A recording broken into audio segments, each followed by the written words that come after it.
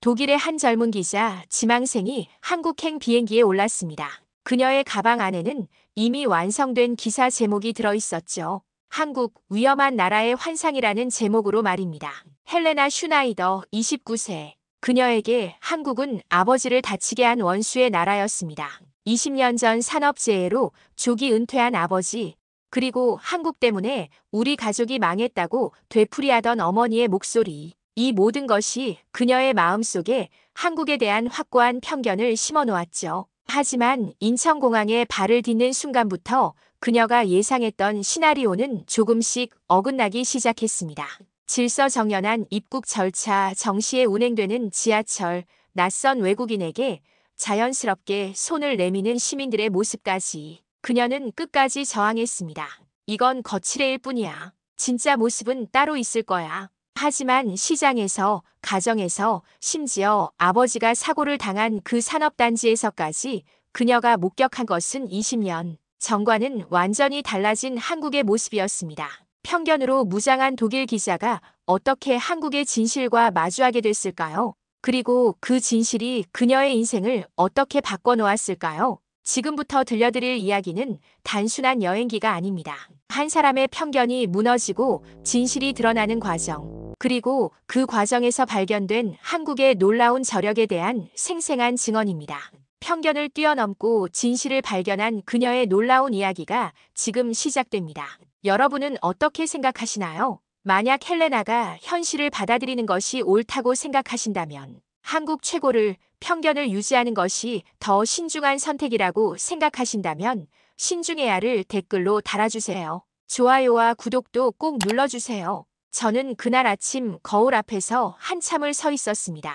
검은색 정장, 깔끔하게 묶은 머리, 그리고 손에 쥔 서류 뭉치. 헬레나 슈나이더 29세. 독일에서 가장 권위 있는 시사주간지 정식 기자 자리를 놓고 벌이는 마지막 승부였죠. 면접장으로 향하는 지하철에서 저는 제 기사를 다시 한번 점검했습니다. 제목은 한국, 위험한 나라의 환상이었어요. 2년 동안 모은 자료들이 빼곡했습니다. 산업재해 통계, 안전 불감증 사례들, 그리고 무엇보다 아버지의 증언이 있었죠. 면접장 문 앞에서 심호흡을 크게 했습니다. 떨리는 손을 주먹 쥐었다 폈다를 반복했어요. 이번엔 반드시 성공해야 했습니다. 헬레나 슈나이더입니다. 한국에 관한 기사를 준비했습니다. 3명의 면접관 앞에서 저는 최대한 당당하게 말했어요. 흥미로운 접근이군요. 어떤 관점으로 쓰셨나요? 한국은 경제 성장에 가려진 안전 시스템의 허점이 많은 나라입니다. 특히 외국인 근로자들에게는 더욱 위험하죠. 제 목소리에는 확신이 가득했습니다. 아버지가 그 나라에서 당한 사고, 조기 은퇴로 이어진 우리 가족의 아픔을 생각하면 더욱 그랬어요. 구체적인 근거는 어떤 것들이 있나요? 통계 자료와 여러 증언들을 수집했습니다. 무엇보다 제 아버지가 직접 경험한 산업 현장에 실상이 있어요. 면접관들이 서류를 넘겨보더니 한 명이 날카로운 질문을 던졌습니다. 헬레나 씨, 혹시 한국에 직접 가본 적이 있으신가요? 순간 숨이 막혔어요. 예상하지 못한 질문이었거든요. 아니요. 하지만 직접 갈 필요는 없다고 생각합니다. 충분한 객관적 자료와 신뢰할 만한 증언들이 있으니까요. 그때 옆자리에 앉은 프리츠 바움이 픽 웃으며 중얼거렸어요. 현장도 안 가보고 쓴 기사라니. 이런 걸 저널리즘이라고 부를 수 있을까요? 제 얼굴이 순식간에 달아올랐습니다.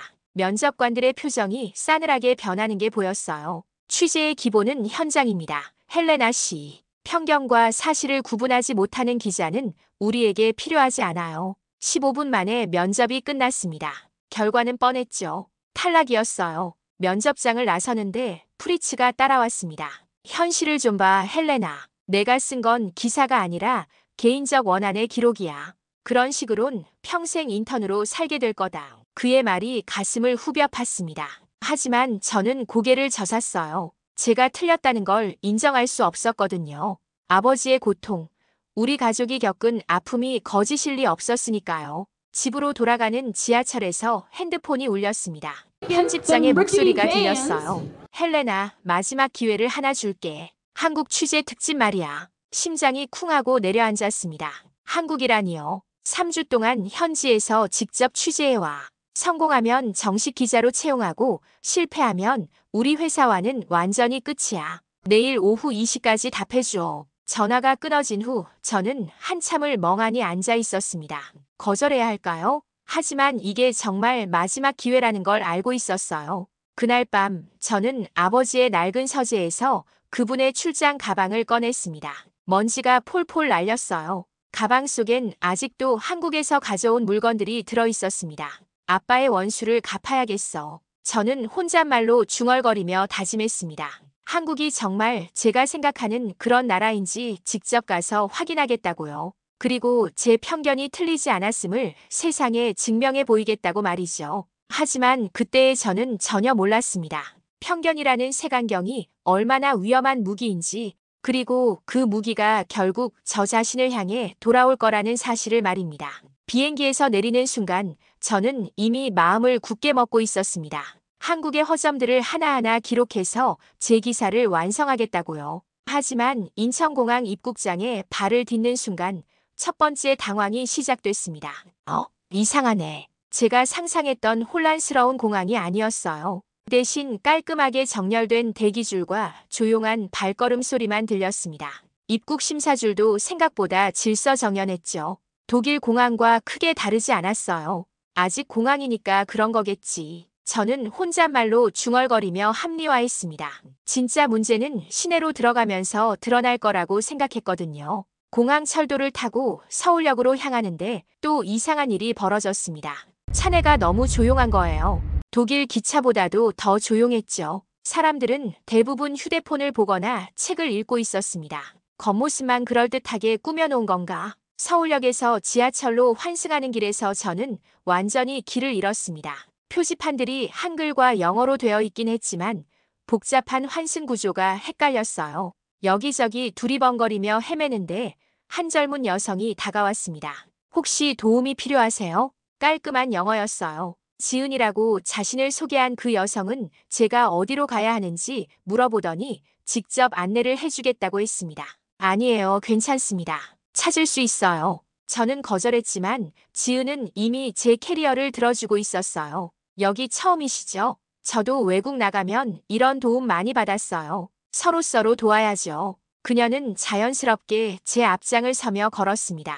환승 구간을 지나며 교통카드 충전하는 법까지 알려주더라고요. 한국 사람들은 원래 이렇게 친절해요. 특히 외국분들한테는 더 그래요. 지은의 말에 저는 속으로 고개를 저었습니다. 거칠의 친절이겠지. 뭔가 목적이 있을 거야. 지하철 플랫폼에 서자 또 다른 놀라움이 기다리고 있었어요. 열차가 정시에 들어왔는데 사람들이 양쪽으로 질서정연하게 비켜서더라고요. 내릴 사람을 먼저 기다린 후에 탑승하는 모습이 마치 훈련받은 것 같았습니다. 우와, 독일보다 더 정확하네. 제가 무의식 중에 중얼거린 말을 지은이 들었나 봐요. 한국 지하철은 정시 운행이 기본이에요. 지연되면 사과 방송도 나오고요. 차 안에서도 마찬가지였습니다. 시끄럽지 않았어요. 통화하는 사람도 거의 없었고 있어도 작은 목소리로 짧게 끝냈습니다. 임산 부석과 노약 좌석도 확실히 비워져 있었죠. 목적지에 도착했을 때 지은이 말했어요. 한국 여행 잘하세요. 혹시 또 도움 필요하면 언제든 물어보세요. 한국 사람들 다 친절해요. 그녀가 떠나고 나서 저는 혼란스러웠습니다. 분명 뭔가 목적이 있을 거라고 생각했는데 정말 그냥 도와준 것 같았거든요. 아직 판단하기 이르다. 공항이랑 지하철은 외국인들이 많이 보는 곳이니까 특별히 신경 쓰는 거겠지. 하지만 마음 한구석에서는 이상한 균열이 생기기 시작했어요. 제가 예상했던 모습과 너무 달랐거든요. 독일에서 본 한국 관련 기사들과도 다르고 아버지가 말씀하신 20년 전 이야기와도 달랐습니다.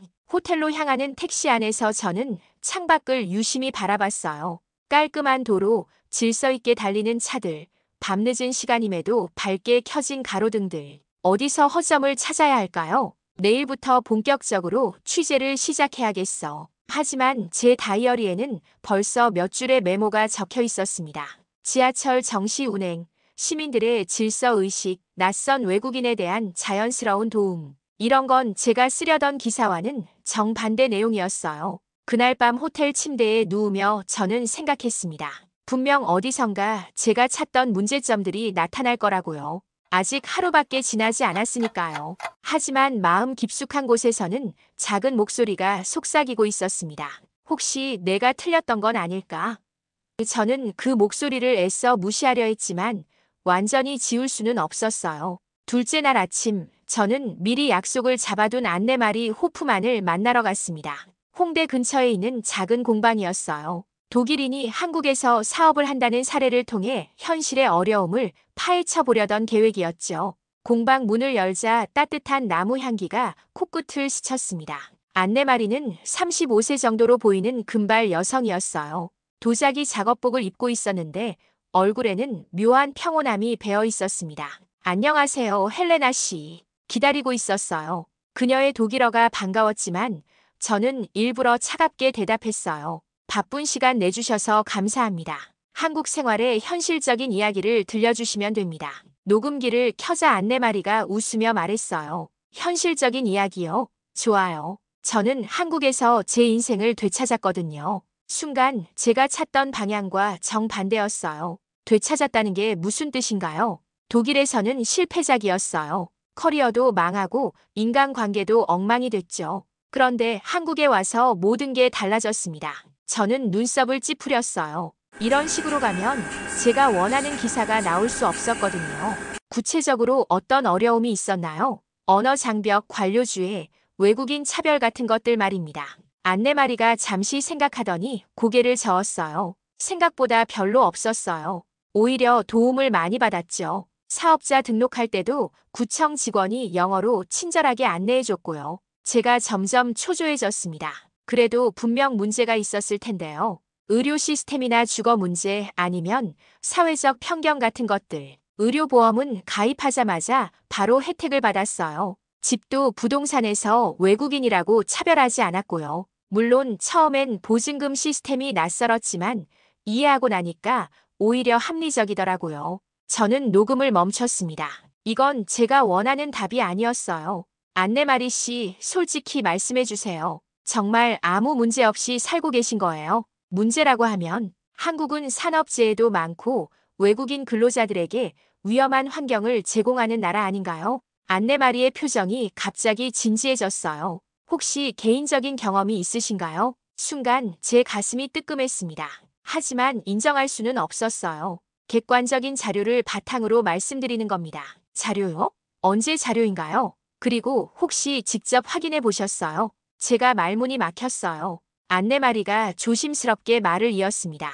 헬레나 씨, 저도 처음엔 편견이 있었어요. 한국은 위계 질서가 심하고 여성에게 불리한 사회라고 생각했거든요. 실제로는 어떤가요? 남편 민우는 집안일을 제보다 더 많이 해요. 그리고 제 사업을 누구보다 지지해주고요. 한국 남성들이 다 그런 건 아니겠지만 적어도 제가 만난 사람들은 제 생각과 달랐어요. 저는 답답함을 참을 수 없었습니다. 그건 당신이 운이 좋았을 뿐이에요. 모든 외국인이 그런 혜택을 받는 건 아니잖아요. 안내마리가 깊게 한숨을 쉬었어요. 혹시 무슨 일이 있으셨나요? 이렇게 확신에 찬 편견을 가지실 만한 편견이 아닙니다. 사실입니다. 목소리가 높아졌어요. 녹음기를 끄고 일어섰습니다. 죄송하지만 오늘 인터뷰는 여기서 마치겠습니다. 안내마리가 놀란 표정으로 저를 바라봤어요. 잠깐만요, 헬레나 씨. 무엇 때문에 그렇게 화가 나신 거예요? 화가 난 게 아니라 실망한 거예요. 진실을 말씀해 주실 줄 알았는데. 진실요? 제가 거짓말을 했다는 뜻인가요? 저는 가방을 집어들며 말했어요. 당신은 그냥 운이 좋았을 뿐입니다. 한국의 진짜 모습을 모르고 계세요. 문을 나서려는데 안내마리의 목소리가 뒤에서 들렸습니다. 헬레나 씨, 혹시 아버님이 한국에서 사고를 당하신 건가요? 저는 걸음을 멈췄어요. 어떻게 알았을까요? 당신 표정에서 보여요. 상처받은 사람의 눈빛이거든요. 저도 그런 시절이 있었으니까. 저는 뒤돌아보지 않고 말했어요. 그건 상관없는 일이에요. 상관 있어요. 그 상처가 당신의 시선을 가리고 있거든요. 공방 문을 나서며 저는 화가 치밀어 올랐습니다.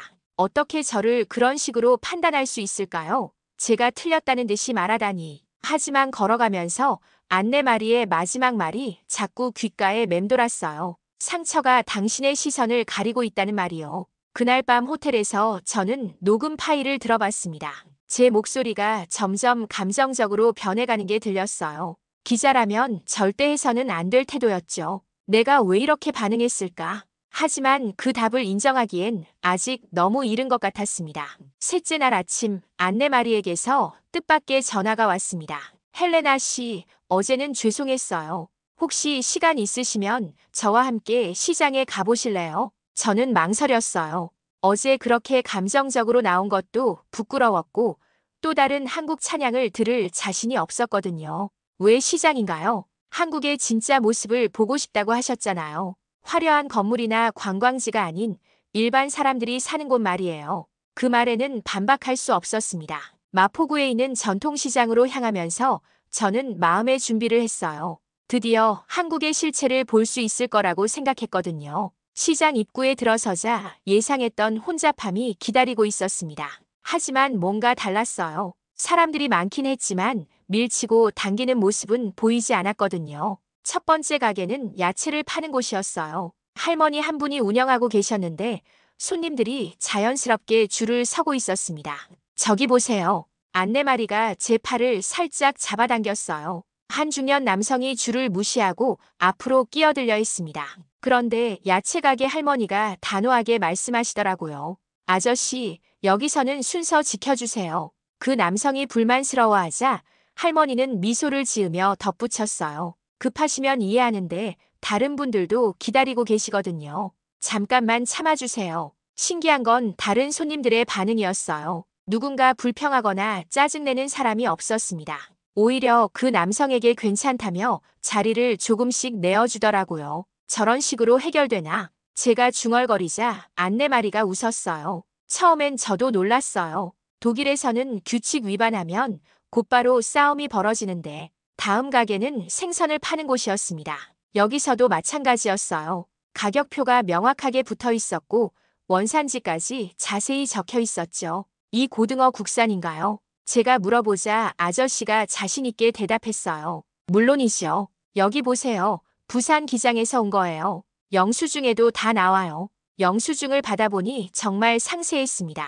품목, 원산지, 가격이 모두 명시되어 있었어요. 독일보다 더 투명하네. 제가 무의식 중에 말하자 아저씨가 웃으며 말했어요. 요즘은 다 그래요. 안 그러면 손님들이 안 와요. 그때 옆에서 한 아주머니가 끼어들었습니다.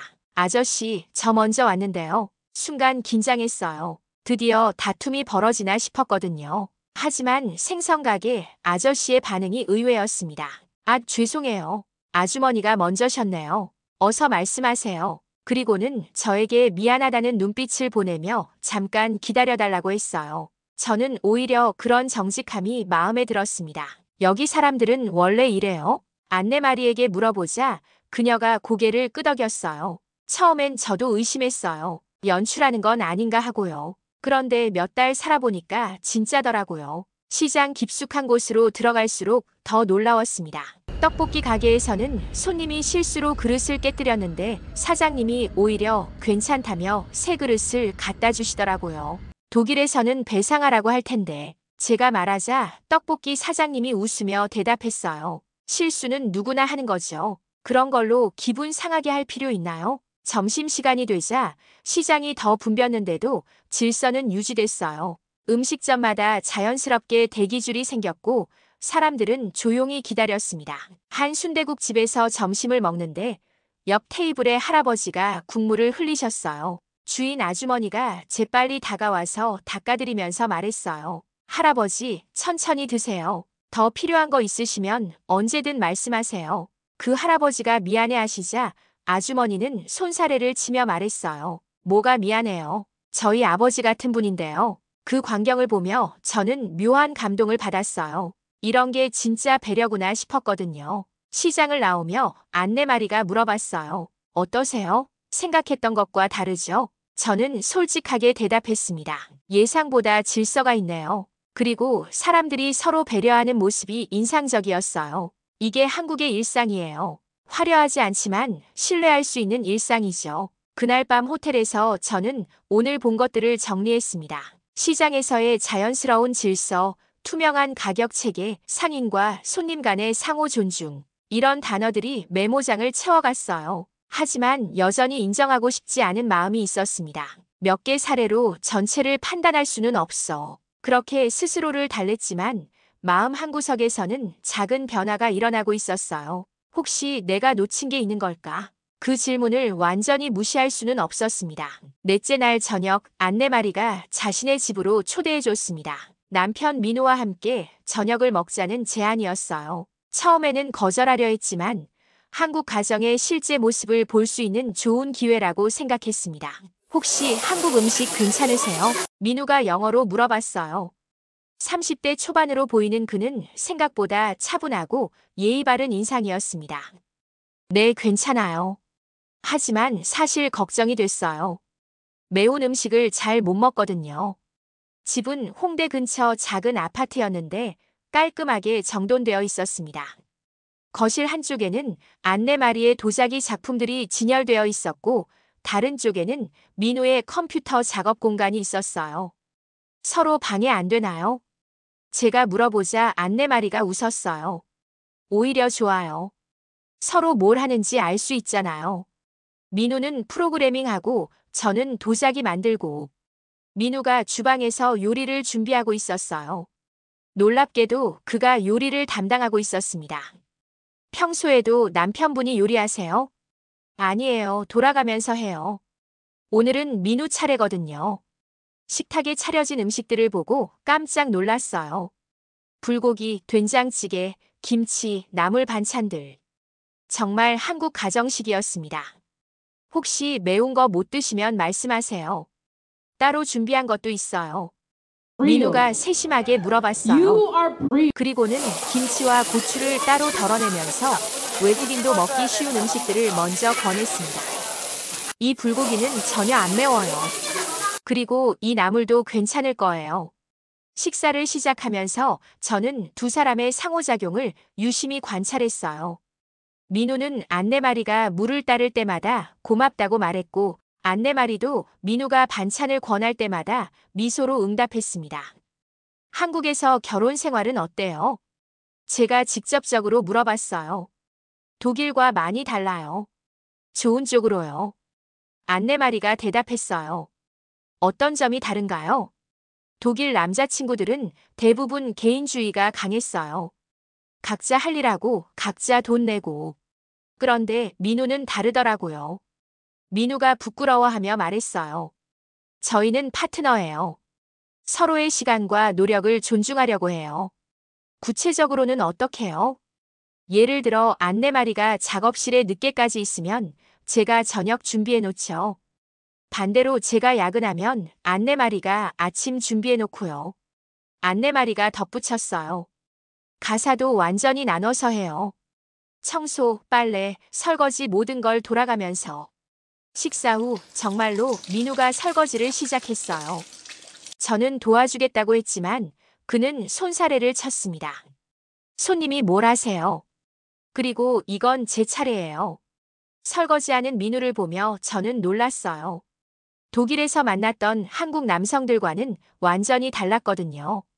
대학 시절 교환학생으로 온 한국 남학생들은 대부분 보수적이고 가부장적인 면이 있었는데 말이에요.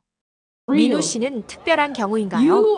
제가 조심스럽게 물어보자 안내마리가 고개를 저었어요. 제가 만난 한국 남성들 대부분이 이래요.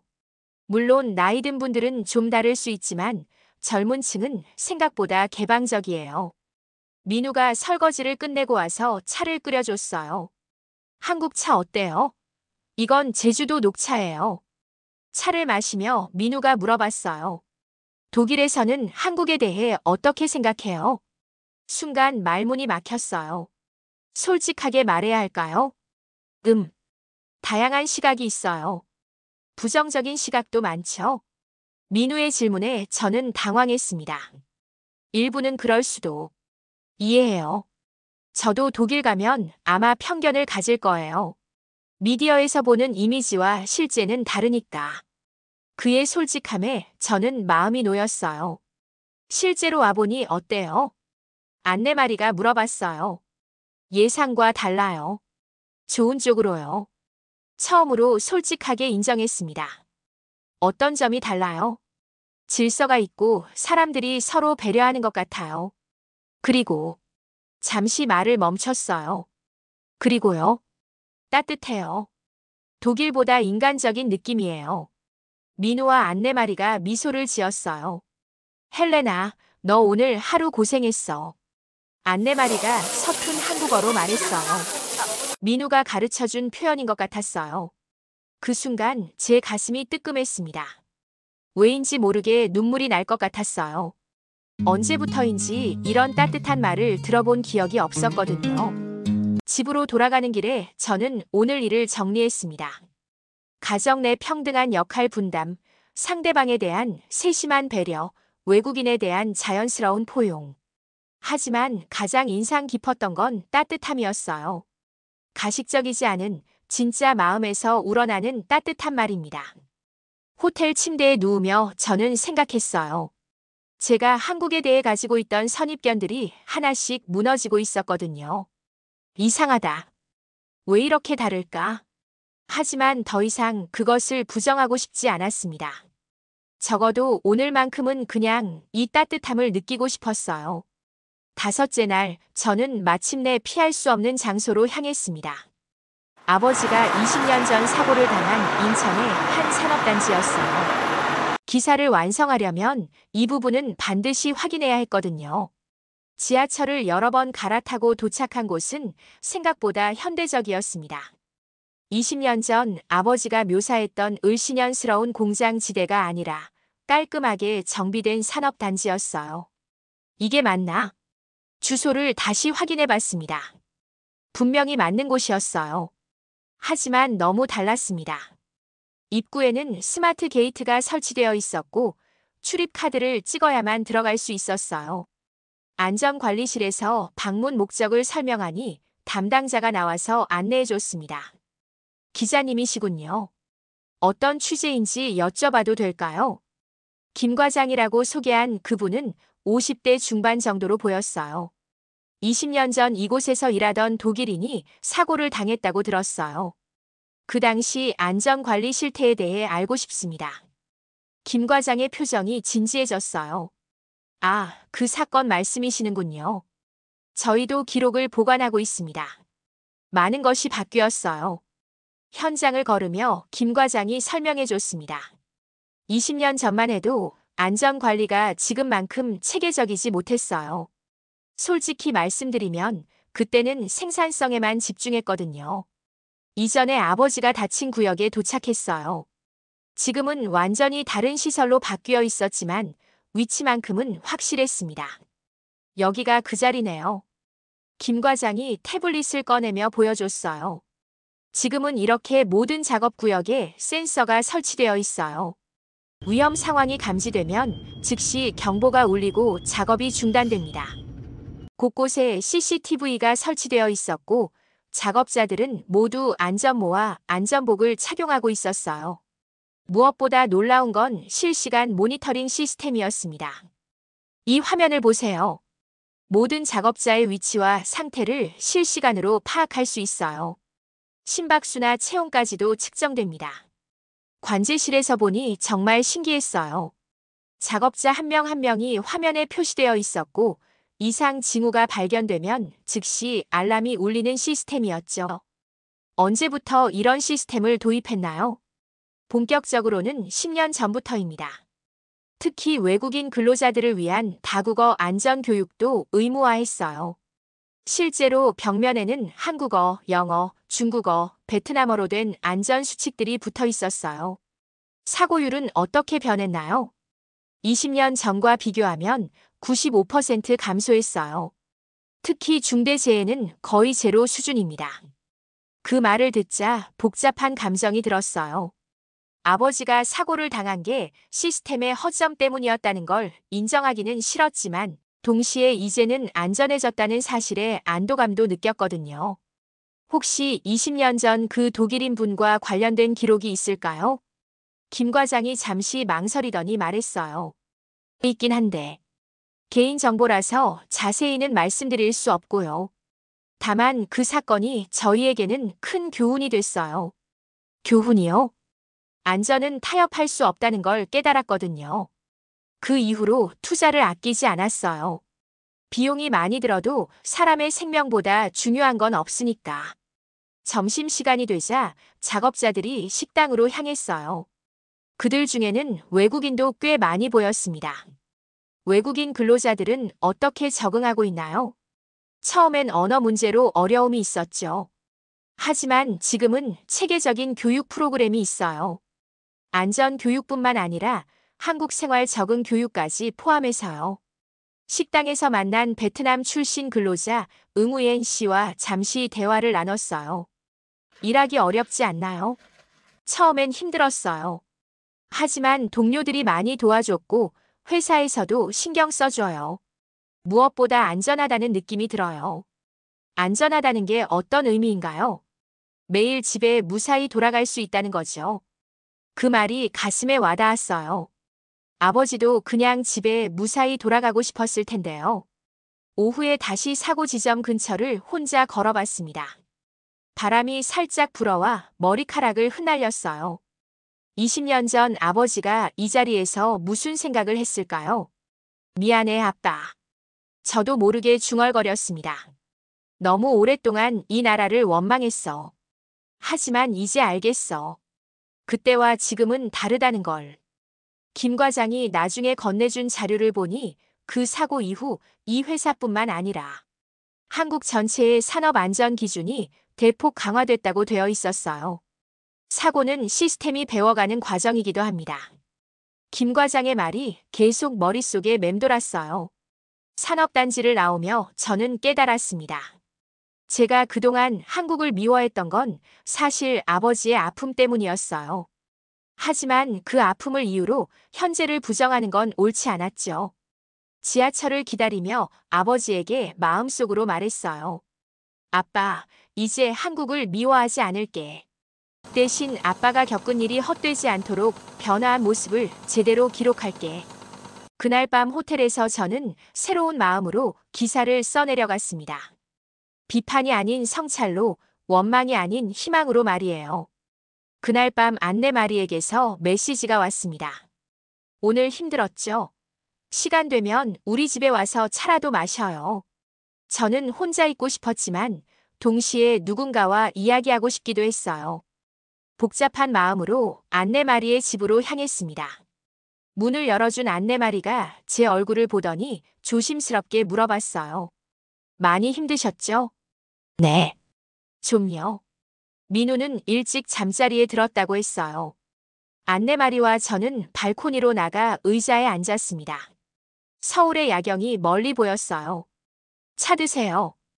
캐모마일 차예요. 따뜻한 차를 마시니 마음이 조금 진정됐습니다. 오늘 어디 다녀오셨어요? 산업단지요. 제 아버지가 사고 당한 곳. 안내마리가 놀란 표정을 지었어요. 정말 그런 일이 있었던 거군요. 20년 전 일이에요. 아버지는 독일 회사에서 파견 나온 엔지니어였는데 현장에서 사고를 당하셨죠. 다리를 크게 다쳐서 조기 은퇴하셨어요. 말하고 나니 가슴이 먹먹해졌어요. 그래서 한국을 미워하게 된 거군요. 어머니가 늘 그러셨어요. 한국 때문에 우리 가족이 이렇게 됐다고. 저도 어릴 때부터 그 말을 들으며 자랐죠. 안내마리가 조용히 들어주었어요. 아버지는 뭐라고 하셨어요? 아버지는 별 말씀이 없으셨어요. 그냥 조용히 아파하셨죠. 가끔 다리가 아프다고 하시면서도 한국 얘기는 안 하셨어요. 혹시 아버님이 한국을 원망하셨을까요? 그 질문에 저는 잠시 생각해 봤어요. 모르겠어요. 하지만 저는 확신했어요. 한국이 우리 가족을 망쳤다고. 그래서 기자가 되려고 한 거예요. 그런 것도 있어요. 진실을 밝히고 싶었거든요.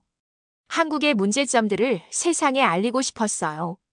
안내마리가 천천히 고개를 끄덕였어요. 그런데 와보니까 어때요? 저는 한참 동안 말을 못했어요. 인정하기가 쉽지 않았거든요. 다르더라고요. 완전히 다르더라고요. 어떻게 다른가요? 제가 생각했던 건 편견이었어요. 그냥 상처받은 아이의 편견. 목소리가 떨렸어요. 오늘 산업단지에서 봤는데 정말 많이 바뀌었더라고요. 안전 시스템도 완전히 달라졌고 외국인 근로자들도 잘 적응하고 있었어요. 그럼 이제 어떻게 할 거예요? 모르겠어요. 지금까지 제 인생의 동력이었던 게 그 분노였는데 그게 잘못된 거였다면. 안내마리가 제 손을 살짝 잡아줬어요. 헬레나, 분노가 잘못된 건 아니에요. 아버님이 다치신 건 분명 안타까운 일이었고 그때 시스템에 문제가 있었던 것도 맞아요. 그럼 뭐가 잘못된 거예요? 그 분노를 현재에 투영한 거죠. 20년 전의 아픔으로 지금을 판단한 거예요. 안내마리의 말이 가슴에 와닿았어요. 저도 비슷한 경험이 있어요. 정말요? 독일에서 사업이 망했을 때 저는 독일 사회 전체를 원망했어요. 경직되고 기회를 주지 않는다고 생각했죠. 그런데 한국에 와서 깨달았어요. 문제는 독일이 아니라 제가 준비가 안 되어 있었던 거였다는 걸요. 저는 안내마리를 바라봤어요. 그럼 제가 한국을 미워한 것도 아버님의 사고는 시스템의 실패였어요. 하지만 그 시스템은 이미 바뀌었어요. 헬레나가 미워한 건 나라가 아니라 더 이상 존재하지 않는 과거였던 거죠. 그 순간 눈물이 쏟아져 내렸어요. 20년 동안 쌓아온 분노와 편견이 한순간에 무너져 내리는 느낌이었어요. 저는 뭘 한 거예요? 20년 동안 뭘 한 거예요? 살아온 거예요. 상처받은 채로 열심히 살아온 거예요. 그리고 이제 치유할 기회를 얻은 거고요. 안내마리가 휴지를 건네줬어요. 이제 어떻게 해야 할까요? 진실을 쓰세요. 편견이 아닌 진실을요. 하지만 지금까지 쓴 기사들은 어떻게 해요? 편집장에게는 뭐라고 말해요? 솔직하게 말하세요. 잘못 봤다고 다시 써야 한다고요. 그럼 정식 기자가 될 기회를 잃을 수도 있어요. 안내마리가 제 어깨에 손을 올리며 말했어요. 헬레나, 진짜 기자가 되고 싶어요? 아니면 편견을 정당화하는 사람이 되고 싶어요? 그 질문의 답은 명확했어요. 진짜 기자가 되고 싶어요. 그럼 답은 정해진 거네요. 저는 핸드폰을 꺼내 녹음기를 켰어요. 뭐 하는 거예요? 이제부터는 제가 본 것을 있는 그대로 기록할 거예요. 편견 없이 솔직하게요. 안내마리가 미소를 지었어요. 이제야 진짜 기자 같네요. 밤이 깊어가며 우리는 더 많은 이야기를 나눴어요. 상처와 치유에 대해서, 편견과 진실에 대해서, 그리고 용기에 대해서 말이에요. 집으로 돌아가는 길에 저는 새로운 결심을 했습니다. 아버지의 아픔을 부정하지 않으면서도 현재의 한국을 제대로 바라보겠다고요. 그것이 진짜 기자가 하는 일이니까요. 그날 밤 저는 오랜만에 편안한 잠을 잤어요. 20년 만에 처음으로 마음의 짐을 덜어낸 기분이었거든요. 마지막 날 아침 저는 일찍 일어나 기사 작업을 마무리했습니다. 제목부터 완전히 바꿨어요. 처음 계획했던 한국, 위험한 나라의 환상에서 나는 편견으로 한국을 보았다. 그러나 한국은 시스템으로 나를 설득했다로 말이죠. 키보드를 두드리며 지난 일주일을 되돌아봤어요. 지하철에서 만난 지은의 자연스러운 친절, 시장에서 본 질서와 신뢰, 안내마리 부부가 보여준 따뜻한 가정의 모습, 그리고 산업단지에서 확인한 변화된 안전 시스템까지. 이걸 정말 보낼 수 있을까? 편집장이 원하는 건 한국의 문제점을 다룬 비판적 기사였어요. 하지만 제가 쓴 건 정반대였죠. 한국의 긍정적 변화와 제 자신의 편견에 대한 성찰이 담긴 글이었습니다. 핸드폰이 울렸어요. 프리치였습니다. 헬레나, 살아남았나? 한국에서 고생하고 있겠네. 그의 조롱하는 목소리가 예전 같으면 화가 났을 텐데 이상하게 담담했어요. 고생이라기보다는 배움이었어. 배움? 뭘 배웠는데? 한국 음식이 생각보다 맛있다는 거. 내가 얼마나 잘못 알고 있었는지를 배웠어. 전화 너머로 프리츠가 당황하는 기색이 느껴졌어요. 설마 한국 찬양 기사를 쓰려는 건 아니지? 그런 거면 편집장이 받아주지 않을걸. 사실을 쓸 거야.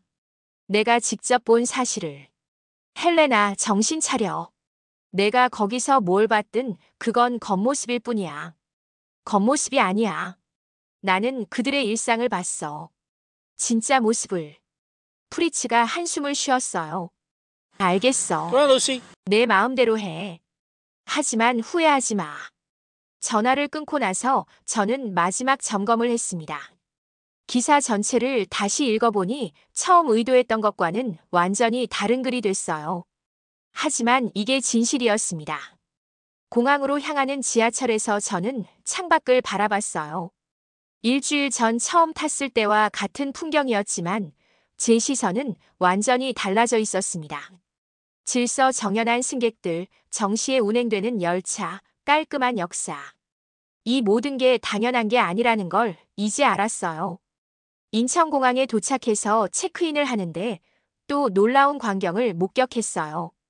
한 외국인 관광객이 여권을 잃어버려서 당황하고 있었는데 공항 직원들이 총동원되어 도와주고 있었거든요. 영어, 중국어가 가능한 직원을 불러와서 상황을 파악하고 관련 부서에 연락해서 해결책을 찾아주고 있었어요. 이런 모습도 기록해야겠어. 저는 메모장에 마지막 관찰 내용을 적었습니다. 탑승을 기다리며 노트북을 열어 기사를 편집장에게 보냈어요. 그리고 함께 보낸 메시지에는 이렇게 썼습니다. 편집장님, 저는 한국에서 예상과 다른 것들을 발견했습니다. 제가 가진 편견이 얼마나 잘못된 것이었는지 깨달았어요. 이 기사는 비판이 아닌 성찰입니다. 받아들이기 어려우시다면 저는 다른 길을 찾겠습니다. 보내고 나니 떨렸어요. 정말 정식 기자가 될 기회를 잃을 수도 있었거든요. 탑승 안내 방송이 나왔어요. 승객들이 질서 있게 줄을 서는 모습을 보며 저는 미소를 지었습니다. 일주일 전이라면 연출된 질서라고 생각했을 텐데 이제는 그들의 시민의식이 자연스럽게 만들어낸 모습이라는 걸 알았어요. 비행기에 앉자 핸드폰이 울렸어요. 편집장이었습니다. 헬레나, 기사 잘 받았어. 긴장한 제 목소리가 떨렸어요. 어떠셨어요? 솔직히 놀랐어. 내가 이런 글을 쓸 줄 몰랐거든. 죄송합니다. 하지만 이게 제가 본 진실이에요. 사과할 필요 없어. 이게 진짜 저널리즘이야. 귀를 의심했어요. 정말요? 기자의 첫 번째 덕목은 선입견을 버리는 거야.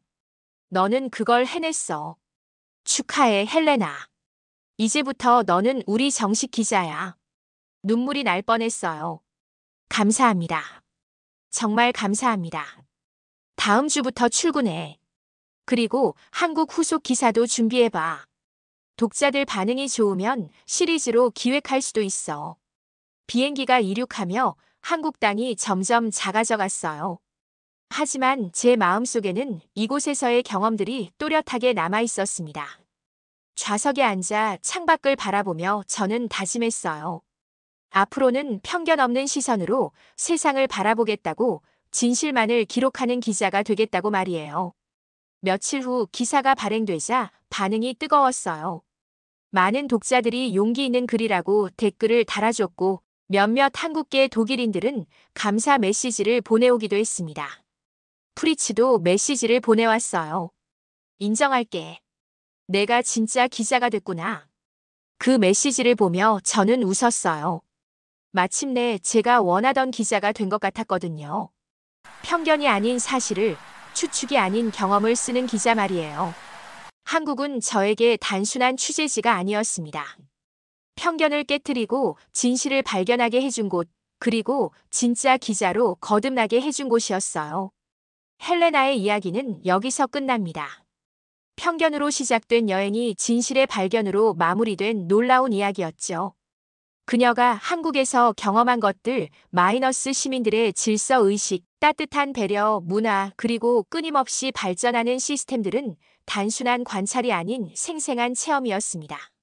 무엇보다 인상 깊었던 건 한국이 과거의 실수를 인정하고 더 나은 방향으로 변화해왔다는 점입니다. 20년 전의 아픔을 딛고 일어선 한국의 모습이 결국 한 사람의 마음을 움직였고 진실한 기자를 탄생시켰죠. 여러분도 혹시 어떤 나라나 사람에 대한 편견을 가지고 계신가요? 헬레나의 이야기가 그런 편견을 다시 한번 돌아보는 계기가 되었으면 좋겠습니다. 오늘 이야기가 도움이 되셨다면 좋아요 버튼을 꾹 눌러주시고 구독과 알림 설정도 부탁드려요. 앞으로도 더 많은 감동적인 이야기들로 찾아뵙겠습니다. 감사합니다.